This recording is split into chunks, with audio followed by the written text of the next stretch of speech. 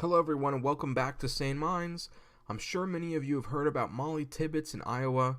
About a month ago, she was killed. People were looking for her for about the last 35, 36 days. And now we have figured out who her killer is. Cristhian Rivera, 24, he's been charged of first-degree murder. He's an illegal immigrant, or illegal alien, should I say, from Mexico. His attorney lied and tried to say that he was here legally. We know that's a lie now.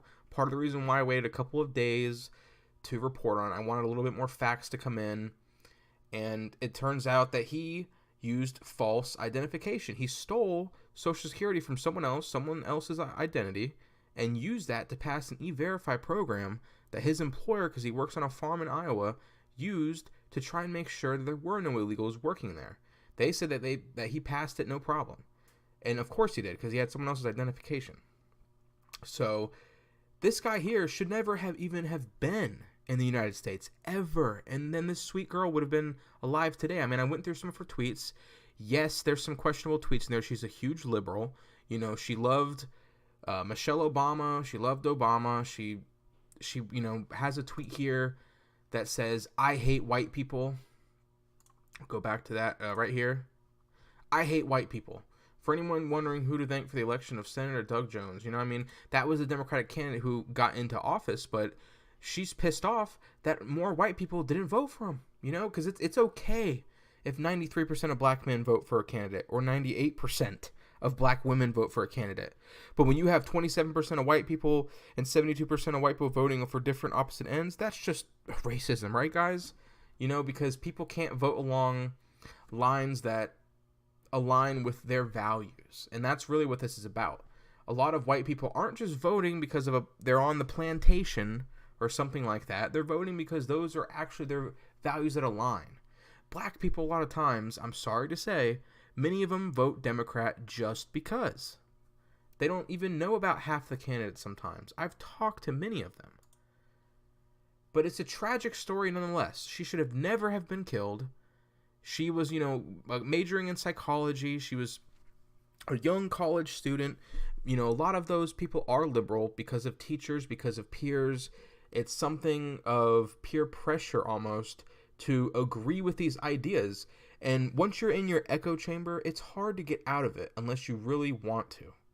People, you block out other views. The social media already censors plenty of conservatives, so it's already hard enough to get your views out there that are conservative. And if you're not a conservative, that's really hard to try and crack that egg, to get past it and make them see and take their first red pill. But she was redeemable. I was a liberal before. I did a walk away video, if any of you want to check that out, but I was a liberal before. I wanted to vote for Obama. I tried to convince my family to vote for Obama. I, agreed with the ideas that she had. Not the hating white people. I didn't never agree with that. But other liberal ideas I agreed with until I seen it for what it really is. It's a hate group now. It's becoming all against white people. It's about empowering people, but only if you're the right type of person. They're not about equality. They haven't been forever. But it's really coming out now. They're taking the mask off, letting their true colors shine through. But it's either way you look at it, you want to slice it up, whether you want to blame Mollie for her ideals, which again, I say don't. She had horrible ideas, yes. But as a 20-year-old in a very liberal part of the country, and especially at a university, that's something I can't really fault her for. I'm not going to try and say she deserved it, because she didn't. No one deserved to be killed and dragged into a cornfield and left for animals and, every other type of bug or whatever to just let your body decay there. That's sickening that this person would do that. And he tried to say, her killer tried to say that he blacks out when he gets angry or, mad or whatever, so he doesn't remember why he did it or how he did it, which now we understand from the coroner that she was killed by sharp forces injuries, but they don't go into specifics. They don't tell you actually what that is. And of course, a lot of the mainstream media, here's the Washington Post, they're capitalizing on trying to say that it's just Republicans seize on the death of Mollie Tibbetts to focus on illegal immigration. And it's no duh.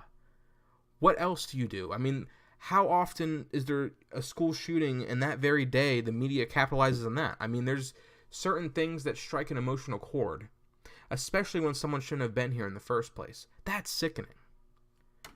But for them to try and say that it's just Republicans trying to seize on something, I mean,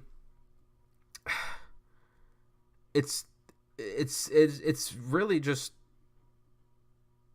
past anything that I would think they would do, but I really shouldn't. They push it to the edge every day, a little further, to see what they can get away with, see what they can say. I mean, it's not going to be long until most mainstream news organizations are just openly anti-white, like they are in South Africa.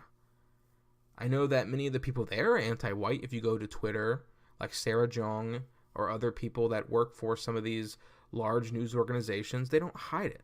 They don't need to. It's almost like it's better if they don't, because then they almost have a better opportunity, as sick as that sounds. But I just want to let you guys know what's going on. You know, this is something that really saddens me, and I don't wish it on anyone, even people who are the people responsible for these ideas. That's a lot of people, they mean well, but they're brainwashed in a way by the establishment to think only with their emotions, only with their heart, don't have any logic to it, and they never look past next week. That's how far they're thinking ahead. I'm thinking ahead in years and decades, and even centuries, of what America will look like because of this. But alright, everybody, I just want to give you that video, let you know what's going on, give my 2 cents on it. If you liked it, please like and subscribe. Maybe drop a comment, let me know what you think. Maybe let me know what type of other events have been going on that maybe I missed, that I didn't put up, that you would like to hear about. And as always, I appreciate it.